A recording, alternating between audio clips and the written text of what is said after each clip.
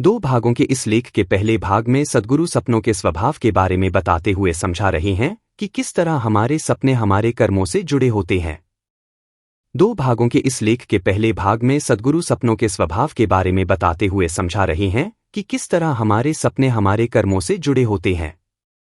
सद्गुरु, जब कोई व्यक्ति सपना देखता है तो ये एक कल्पना होती है। जब लोगों का एक समूह कोई सपना देखता है तो ये एक समाज बन जाता है। पर जब सारी दुनिया एक ही सपना देखती है तो ये एक वास्तविकता बन जाती है। कोई सपना एक खास वास्तविकता है और कोई वास्तविकता एक खास सपना है।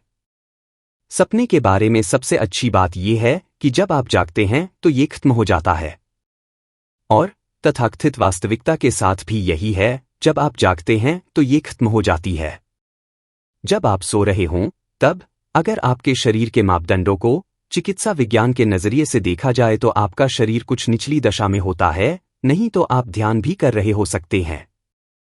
तो नींद जागृत अवस्था की थोड़ी ज्यादा आरामदायक दशा है या आपकी जागृत अवस्था नींद की थोड़ी अशांत दशा है? क्या ये सब कुछ खास तरह के शब्दों का खेल है, किसी तरह का मनोरंजन है कि हम ये सोचें, ठीक है, नींद और जागृत अवस्था एक ही है, सपना और वास्तविकता एक ही है? नहीं, ऐसा नहीं है, ये कोई शब्दों का खेल नहीं है। आप वास्तविकता को बस वैसे ही जानते हैं जैसे आपकी इंद्रियां आपको समझाती हैं। आप उसको वैसे नहीं जानते जैसी वो है। आप जिसे वास्तविकता कहते हैं वो आपके मन की समझ है।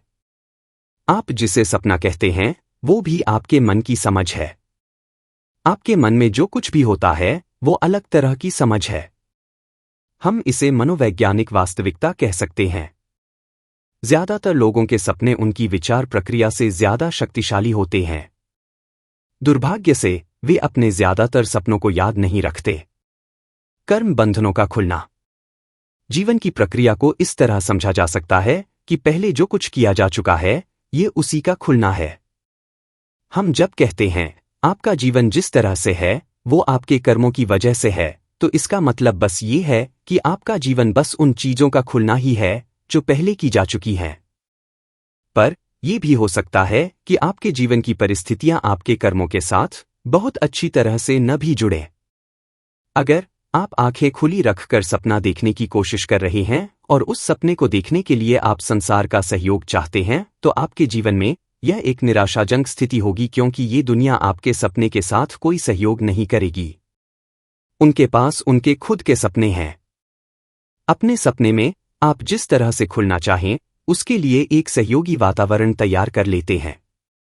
अगर आपका जीवन बिना जागरूकता के ही खुलने के परे चला गया है और ये एक जागरूक चेतन प्रक्रिया बन गया है, तो ही जागृत अवस्था ज्यादा अर्थपूर्ण है। पर अगर आपका जीवन बस उन चीजों के खुलने तक ही सीमित है जो पहले ही की जा चुकी हैं, तो फिर निश्चित ही सपना एक बेहतर दशा है। क्या आप सपने में नए कर्म बंधन इकट्ठा कर सकते हैं? आप जो गतिविधि कर रहे हैं उससे कर्म बंधन इकट्ठा नहीं होते। ये तो आपकी गतिविधि के पीछे की इच्छा शक्ति या उसके इरादे से होता है। यौगिक संस्कृति में शिव महादेव का वर्णन पूरी तरह से नींद या संपूर्ण जागृत अवस्था के रूप में किया जाता है। ये दशा एक पूरी तरह से जागरूक जीव की ही हो सकती है, या तो वे हैं ही नहीं या बस वे ही हैं।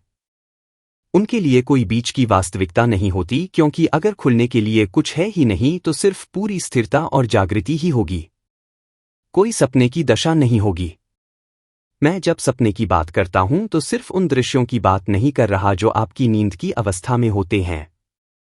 बात यह है कि अगर आपकी आंखें खुली भी हैं तो भी आप सपने की दशा में हैं। अभी तो आप जिस तरह से सृष्टि का अनुभव कर रहे हैं वो तो पूरी तरह से सपने जैसी ही है। ये जैसी दिखती है वैसी नहीं है। सपने की ताकत और उसकी कमजोरी एक साथ ही हाजिर रहते हैं। जो सपने में खो गया है उसके लिए ये एक शक्तिशाली चीज है।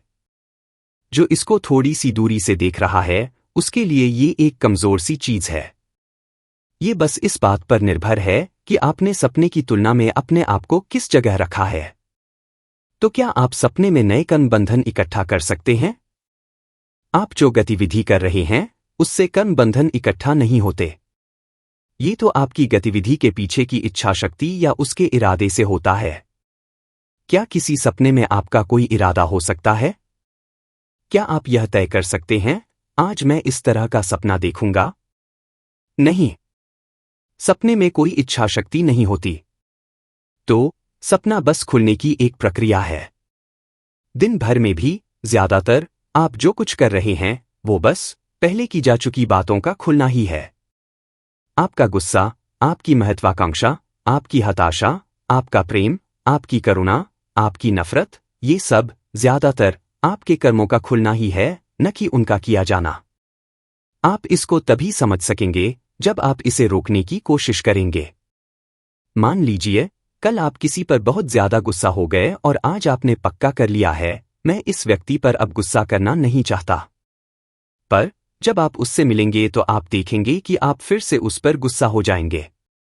स्पष्ट है कि ये आप नहीं कर रहे हैं। ज्यादातर आप उन्हीं चीजों को उल्टे ढंग से कर रहे हैं जो पहले ही की जा चुकी हैं। आप इस चीज को तभी समझ पाएंगे जब आप अपने आप को बदलने की कोशिश करेंगे।